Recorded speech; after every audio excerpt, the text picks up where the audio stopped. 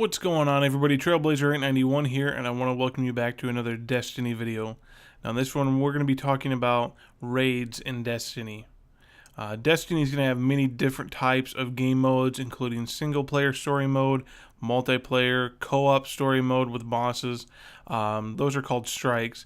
Now, we saw strikes in the beta version of Destiny, and they can take 30 minutes or so to complete. But Bungie has something completely different in store for us when the game is released in September. They're called raids.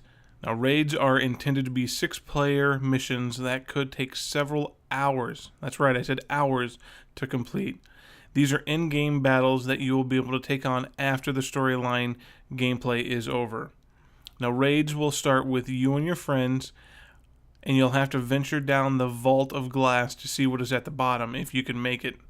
Raids will also differ from other game types because they will not have waypoints, no mission prompts, nothing like that. They'll be completely self-directed gameplay that you're not really meant to be able to complete on the first try. With no waypoints, if you die halfway through or 3/4 of the way through this quest, you're going to have to start all over. Now, raids won't stay on the same level either. Now, if a raid starts, let's say at level 20, and you work your way through the raid, it won't end on level 20. It could be 25, something like that. So they're going to become more difficult as you play through them. This is why you'll have to work on leveling your character up during the raid to complete it. Communication will also be vital to the success of raids. You and your friends will have to work together to be able to complete these raids. You'll have to develop your characters as the raids progress, and you'll need those new abilities along with the other 5 players to be able to complete these quests. The bosses at the end of raids are going to be kind of different as well. They're still going to be big, scary monsters, but they will have abilities unlike anything we've seen in the game, and probably anything we've seen in first shooter games before. Now, there is one big drawback to attempting these raids, and that is that there is no matchmaking support for these raids. Now, what does this mean for you? Well, this means that you're going to have to take on one of these raids, and the other 5 players are going to have to be in your friend list. Bungie said that they did this because they felt that communication was so vital to the raids that they didn't feel that matchmaking was a good idea.